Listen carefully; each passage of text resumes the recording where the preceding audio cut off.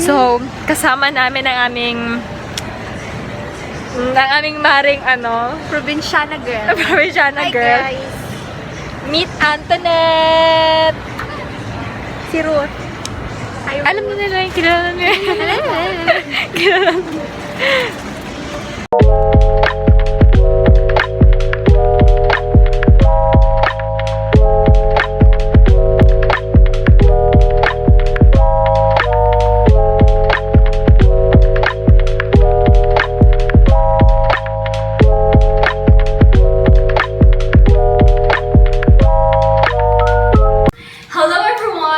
Again, Jewel, and yes, I am back for another video. I'm with my best friends, Ruth Manigo and Antoinette Caga, fresh from Cotabato City!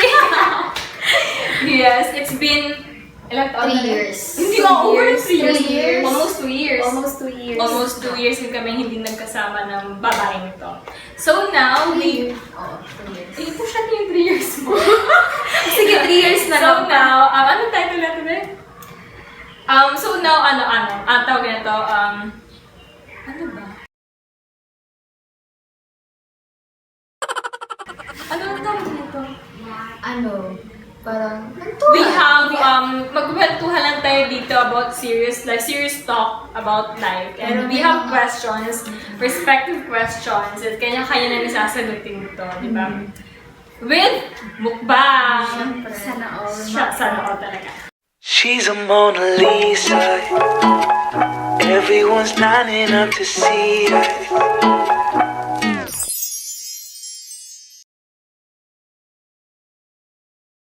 Makdo, baka naman. Baka naman. Sponsor. Kasi, mukbang, di ba? O, kain tayo. Kain tayo. Ano kung gusto nyo? Ito, di ba? Okay guys, kakain muna kami kasi kanina pa kami walang kain. Kanina po talaga. Umaga, tanghali, tapos ngayon lang kami kakain. Hindi kami Yung kakain. umaga, tanghali namin, inis na lang namin ngayong hapon. Sorry guys, gutom talaga kami kasi. Gutom talaga kami. Kain. Ready muna natin eh. Hi guys! Ano ba? Chicken fillet Ano to? Ano? Hindi to siya sponsored, okay? Binili na Baka lang naman. Pero baka lang naman kapag na-monetize na. Baka lang naman. Guys, kain!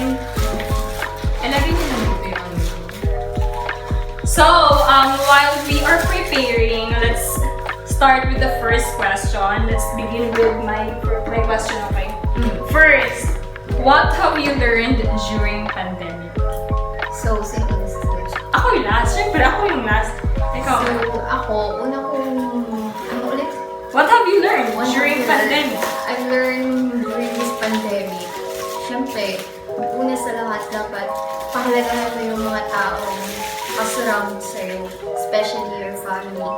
Tapos, nandun din yung sa point na syempre, may mga taong nawalan ng trabaho dahil Oh, sige, Go na, guys. Go na.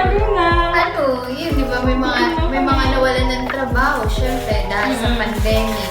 Pero, besides doon, may mga, din siya, advantage din siya. Kasi syempre, di ba dati, madalang mo lang makasama yung mga pamilya mo. Pero simula na nag-lockdown, parang nagkaroon kayo ng bonding, nagkaroon kayo na, parang naging mas malalim yung relationship nyo as a family. Parang mas mas nag-boom. Yun talaga na natutunan ko.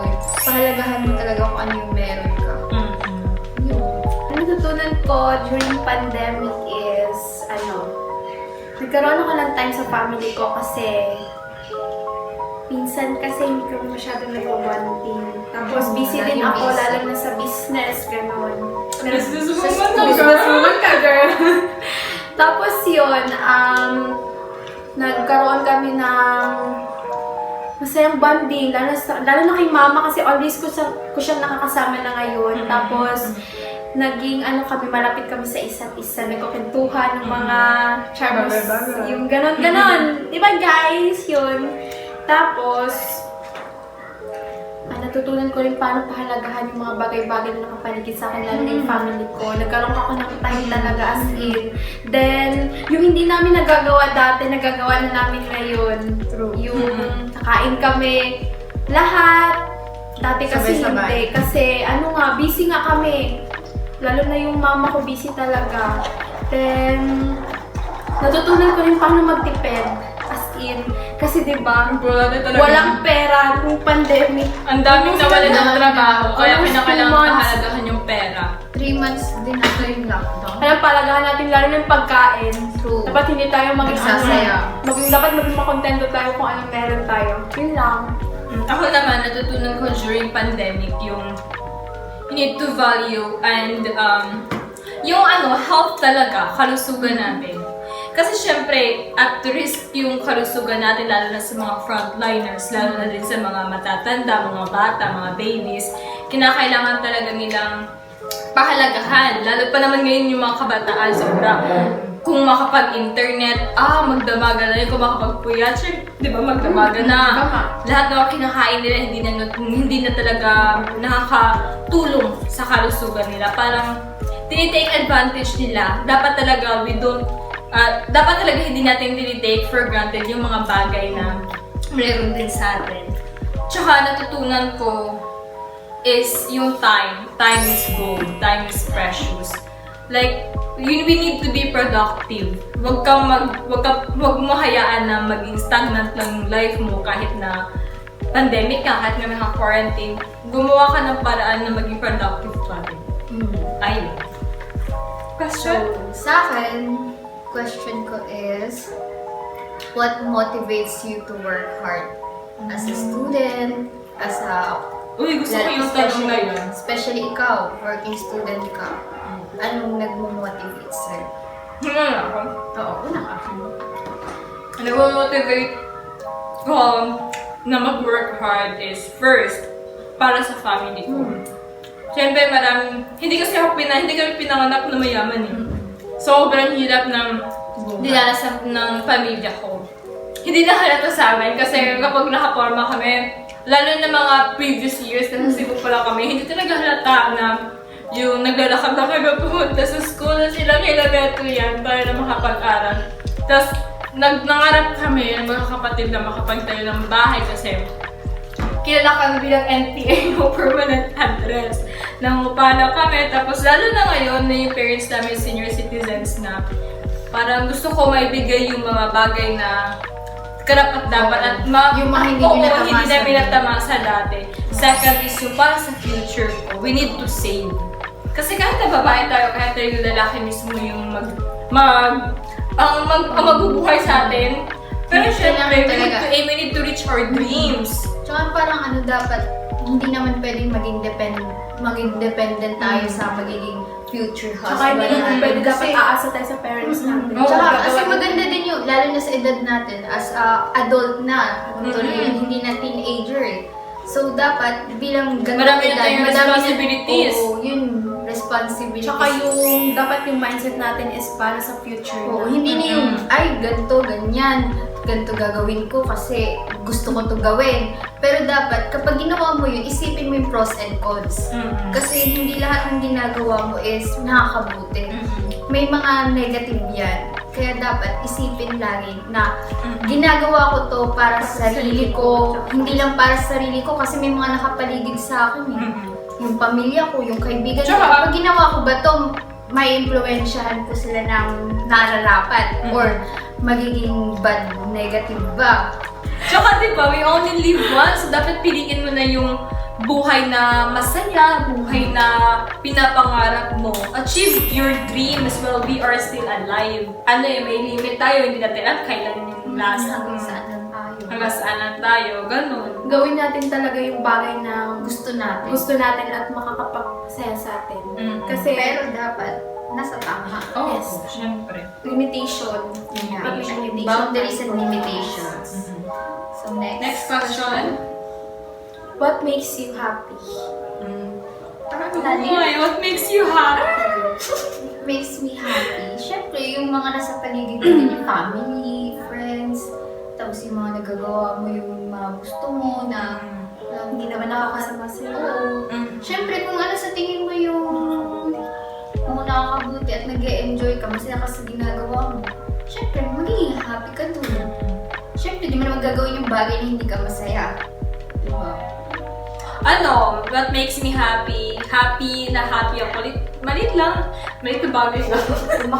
Yung mga tao sa paligid. yung mahal ako ng mga taong mahal ako. Oo. Kasi syempre, kasi dati, I always want to, alam mo yun, justify myself. I always want to prove something kahit sa mga tao, hindi ko naman ako kilala. Pero na-realize ko, lalo ngayong pandemic na, I should not. Kasi, I should just focus to the person or to those people who love me. Doon nga, yung pinapahalagahan mo. Yun, that's what makes me happy. Just small things. Ako naman, ayoko hindi ko sila pinapansin yung mga taong ayaw sa akin. Focus lang talaga ako sa taong nagmamahal sa akin, lalo na sa family ko. Kasi minsan, ako talaga, madami akong issue sa bahay. Ganyan, ganito, ganyan. Siyempre, nagagalit ako kasi hindi naman talaga totoo. Lalo na sa amin ni Vince. Oo, lalo na sa amin ni Vince. Sometimes kasi may mga narinig ako. Pero, hindi ko talaga yun minamind kasi nasistress ako. So, lang lang talaga, go with the flow lang talaga ako. Kung ano yung nakakapagpasaya sa akin, go lang. Ayun lang. Next question. Ayaw nga pala. In your past relationships, ano ang natutunan mo na makakatulong sa next relationship? Pero ikaw, relationship ka, diba? Pero ano yung mga natutunan mo sa past? Yung natutunan ko sa past ko Na nakatulong talaga. Hindi natin kumakain. Oo nga pala, no? Natutunan ko sa past ko is, ayoko yung masyadong mahigpit. Kasi, the more na mahigpit ka sa isang tao, the more na magiging toxic yung relationship. Totoo yan. Kasi, bakit hindi mo siya hayaan sa mga bagay na gusto niya? Okay lang naman magpaalam, update, pero wag mo siyang bigyan ng reason para Kasi nga, di ba, the more na parang sinasakal mo yung isang tao, mas the more na nasasaktan, na the more ka nag-will na gusto makalaya. For me lang ha, yung mga ganyang tao, hindi naman na-generalize ko, pero most of the time, yung klaseng yung mga ganyang tao, ibig sabihin, mahal lang nila yung, wait lang, ganyan yung jowa ko. Very controlling, ganyan. Parang feeling ko hindi niya talaga ako mahal. Mahal niya lang ako sa paraan na gusto niya. Selfish din. Ibig sabihin, Selfish sa part niya. kasi dapat, hindi siya unconditional love kasi ma-condition mahal kita kayo dapat yung ganyan. Ganito ka. Wala. Ibig sabihin, hindi kanya tanggap. dapat supportahan nyo both side. Para, di ba, pag ganun kasi nagiging masaya. Wala kayong away, wala kayong mga doubts.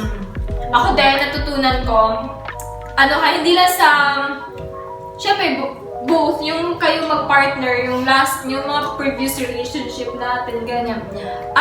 Don't be toxic. Kahit pa sino yung may kasalanan or ikaw yung naging biktima, both of you, for sure, naging toxic kayo, na nag-push yung naging toxic yung relationship mo. Kaya, mo yun, don't be toxic kasi parang ang unhealthy. Hindi nakakatulong. Nakasira naman. Tsaka kahit ikaw may kasalanan or siya, Instead na dapat maging sorry talaga sa isa't isa. Para, di ba, maging okay na agad. Babaan talaga yung pride, tsaka yung pasensya talaga. Instead na maging inspiration, magiging depression. Totoo. I like it, ha? Gusto ko yun. Stress. Okay na? Okay na. Next question. Next question is, bigay ka ng isang scenario sa buhay mo na sa tingin mo na pwede mo i-share sa lahat, na sa tingin mo tumatak na lesson sa sarili mo. Isang scenario na mabibigay ko is, kasi kami, sa family ko, broken family kami. Then, syempre, mahirap talaga walang tatay. Mahirap kasi yung mama ko talaga, siya lang yung always. Tapos, hindi din talaga enough yung sweldo. So, marunong kang makontento sa bagay na lang talaga. Kasi si mama, syempre, nakakahiya. Ma, pahingi ng ganito, ma, pahingi ng ganyan, di ba? Syempre si mama, talaga siya, magpursige talaga siya. Magbigay siya ng pera sa amin. Kasi minsan talaga, one time nakatry talaga kami mag3 araw lugaw. Oh, try na namin yan. Tatlong araw lugaw. Isang beses lang ka nakakain, hindi pa nakakabusog. Si Mama, Asin pa yung hindi niya lugaw. pinapakita sa amin na umiiyak siya kasi ayaw na rin kami masaktan, di ba? Pero, nakanker namin yun, yung parang si ate nagawa talaga ng way. Kasi wala talaga yung papa namin. Almost 8 years kami hindi sinuportahan. Yun, parang okay lang, basta okay lang. O isang talaga kami ga-pray kay God na sana. Kahit hindi naman magbalik si papa, magsuporta din siya sa amin. Pero kasi, nalaman kasi namin na may may isang issue pala talaga yun. Then sabi naman sa sarili namin, siguro, kaya naman din siguro natin, di ba, without papa. Kasi, malalaki na kami eh. Tsaka, sabi ni Mama, kailangan doon namin talagang maging malakas. Para sa sarili namin, tsaka para din kay Mama. Then yun, grabe iyak ko nung that time kasi pupunta ako ng school, wala akong baon. Pupunta ako ng school nung high school, elementary high school. Oo. Tsaka sobrang hirap talaga. Swerte nga yung may mga magulang pa, yung may mga papa talaga na nakakasama sa bahay. Kaya dapat, si Mama at Papa palagahan talaga. Kasi minsan lang sila sa mundo, hindi sila permanent. Ako naman, ang dami kasi mga masasakit na nangyari sa buhay ko, sa buhay ng pamilya ko. Pero siguro dalawa. Dalawa yung sasabihin ko. First is yung munti ka na kaming patayin ng papa namin. Nino? Ni Daddy. Oh? Kasi dahil sa kahirapan, 3 months siyang walang trabaho na nasa Cebu kami. Tapos, nangungupahan lang kami, i-reveal ko na try namin mangupahan sa gilid ng ilog. Hindi alam yan? Oo, na-try namin yan. Tapos, syempre, si Daddy noon, mahirapan na siya mag-apply kasi nga sa age din. Tapos, nawalan siya ng work. Tapos, alam mo yung sobrang hirap. Tapos, ang payat-payat namin noong time na yun. Tapos, basta talaga, hindi talaga namin masabi. Ang dami namin utang, ganyan. Tapos, parang wala na talaga kami makain. Tapos, nagplano si Papa nung na at 12 midnight, habang tulog kami, sasaksakin na kami ni isa-isa. Tapos, last na siya. Inamin niya yun ni Mama nung pagka-umaga na. Tapos, you know what's the good thing? God is really working. Kasi nung time na yun, pagising ni Daddy, tinignan niya muna kami isa't isa. Nagising si Mama. Tapos na umiyak si Daddy kasi bakit niya naisip.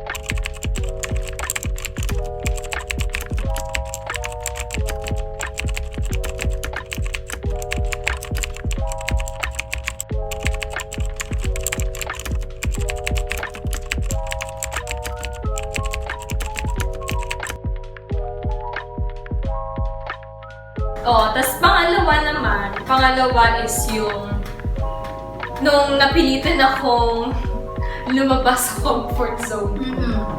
Alam mo, sobrang hirap yan yung mga age na 17 to 18 years old. Kakaitip ko lang na graduate ko lang na senior high. Tas parang hindi ko matanggap na I needed to go out from my comfort zone. Siyempre, di ba? Parang feeling mo safe ka talaga sa comfort zone mo. Tapos, no time kasi na yun, before pandemic, sobrang naghirap yung family namin. And si Daddy, nawalan ng work. Tapos, walang work talaga sa amin lahat.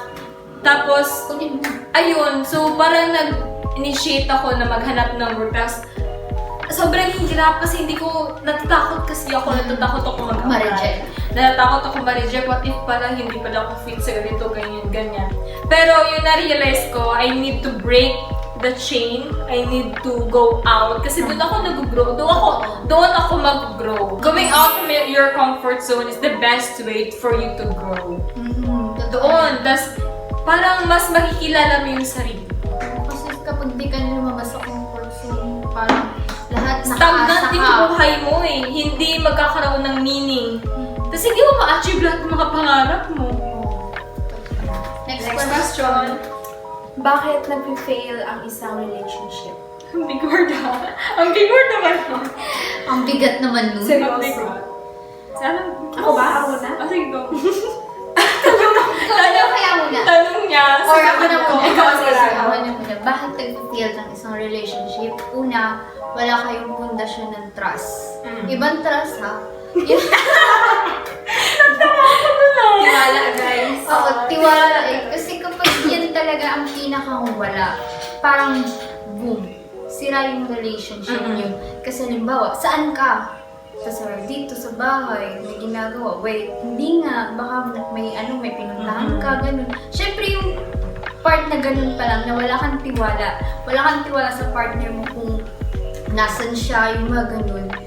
Makakasira ng yun, relationship. Pangalawa, respeto.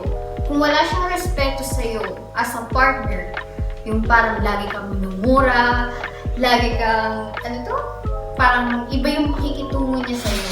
Mahal ka niya, oo. Pero yung wala kang respeto sa kanya bilang isang individual na tao, wala. Siyempre, pwede yun makasira ng mental health ng isang tao. Kasi may isip mo yun eh. Oo, hindi mo siya sinasaktan through physical. Pero yung emotional niya, sobrang sakit nun. Sobrang bigat nun. Siyempre, nasa isip niya na yun, nasa dibdib niya pa yung may isip niya, ay, ganito pala ako. GAGO pala ako. PI pala ako. Diba yung parang nasa isip mo na ganito yung... Kaya yan talaga yung pinakang hate ko sa isang relationship, yung magmura. Kasi, nasa sa puso mo yun eh. Sa akin naman, unang-una, nafe-fail lang sa relationship because both of you are the wrong person. Hindi ibig sabihin na makasalanan kasi yung dami mong mga ginawa sa akin, ikaw naman nagkulang ka, hindi ganon. Both of you are the wrong person because you're destined to someone else. Kaya wrong person kayo sa isa't isa. Hindi dahil sa pangit ang ugali ko, nagkasala ako sa kanya, nagkulang ako, kaya iniwan ako. Siguro kaya ganun yung nangyari. Nag-fail siya kasi hinayaan nila na mag-fail kayo. Kasi wrong person kayo, you're not compatible, you're not destined to each other. Second, if God is not the center. Kasi if hindi si God yung center nyo, yung relationship nyo, ibig sabihin, center si Satan nun. So kapag si Satan, lahat ng mga mapangit na gagawin or pangit na mga mangyari, magagawa yan sa isang relationship. Mahahayaan na mag-cheat kasi nga, kasi triangle kasi yan eh. Kung kayong dalawa, center sa life nyo si Lord, tas same kayo ng goal na nagsisik kayo kay Christ, mag-meet kayo sa center. Pero kung wala si Christ, saan kayo pupunta? Hindi kayo mag-meet. Iba yung patutungo. Iba yung patutungo. So ending, break. Pangit. Toxic. Sa akin naman sa akin talaga una is ugali. Busog ka. Ugali talaga. Kasi doon mo makikita yung isang tao kung sincere ba siya sa'yo. Lalo na sa family mo. Oo nga, mahal mo ako, pero yung family ko, kaya mo ba talaga respetuhin? Oo. Kasi Red flag din talaga yan. Red flag talaga yun. Kasi sabi sa akin ni mama dati, may mga may mga sinyalis siya, sabi niya na wag mo ituloy. Pag yun talaga yung sinabi na, Yun talaga, wag mo ituloy kasi pangit, parang may may sign. may signs. So ako, wala akong hindi ko na minamind yun kasi kala ko, ay baka, baka wala lang yun ganito yan. Pero na-prove ko talaga yun. Kasi hindi mo malalaman ang God ng isang tao pag hindi mo siya nakakasama araw-araw. Totoo. Tsaka ito pa additional sa kanya, hindi ako naniniwala doon na ipaglaban mo yung taong mahal mo kahit pa sa pamilya niya. Like for example, ayaw na pamilya niya, tapos pagpaglaban mo talaga, that's fairy tale. For me lang siya. Kasi for me, out of 100%, 99% kapag nag-disagree yung parents mo, ibig sabihin that's a red flag na hindi talaga siya para sa'yo. Kaya lang nagiging blinded tayo kasi nga mabait siya. Siyempre, gusto ng partner natin na mabuang talaga tayo sa kanila and mahalin talaga. Siyempre, good things ang gagawin nila. Pero yung sabi ni Tony Gonzaga kasi sa vlog nila ni Alex na once na nag-say no yung parents mo, believe them. If given the chance, would you revisit your past or see the future? Siguro we visit the past. Kasi ayoko muna makita yung future ko. Kasi maganda yung parang ma-excitement, at the same time may kaba kung ano yung mangyayari sa future mo. Revisit the past kasi alam naman natin na madami tayong mistakes, madami tayong mga pagkakamali as individual. Parang gusto ko sabihin sa self ko, sa older self ko na kahit na nagkamali ka, pagpatuloy mo pa rin. Doon sa mga mistakes na nagawa mo, doon ka mas nag-grow. Kung tatanggalin mo yun sa past mo na magre-revisit ka sa past mo kasi gusto mong baguhin yung attitude na yung no. Kasi doon sa pagkakamali na yun, mas doon mo nakikilala, mas doon mo na-improve, mas doon mo napapakita sa ibang tao kung anong klaseng tao ka na kaya kong magbago for the future. Kaya ayaw kong i-visit yung future ko kasi mas gusto kong may excitement. Oo. Yun. Oh, agree ako. Gusto ko din i-revisit yung past ko. Kasi sa dami na nangyari, may mga lessons din talaga na nakakalimutan natin. Kaya gusto kong i-revisit para maalala ko kung ano yung mga lessons learned na nangyari sa past ko. Ano yung mga mistakes. Tapos gusto ko din tingnan kung kahit gaano ka dilim or kahit gaano ka lugmok ang nangyari sa past ko. But those flaws, those imperfections, are a blessing. Di ba? Parang, instrument siya for you, for your growth, ngayon sa present, lalo na sa future. Sa akin naman is past. Kasi makikita ko yung sarili ko kasi magiging strong ako kung babalikan ko yung past ko. So, yung sa magiging strong ako, ma-apply ko rin siya sa present ko. But it doesn't mean na we will live to the present again. We will just revisit. Parang aalalahanin mo lang, titingnan mo lang ulit. Pero hindi kasi Tingnan changes. na nasa present ka, pero yung buhay mo is yung buhay ng past mo. Yung parang hindi ka makawala sa past. Mag-revisit ka lang. Tsaka minsan, bumabalik din talaga sa akin yung mga tao na hindi rin talaga maganda. So, okay lang. Kasi yun yung mga tao na kailangan ko silang kalimutan. Hindi naman sila kakalimutan. Yung parang gagawin ko silang inspiration sa buhay ko. Na para ma-apply ko din siya sa future ko. Yun na nga! Natapos na yung mga question answers natin. Question answer portion.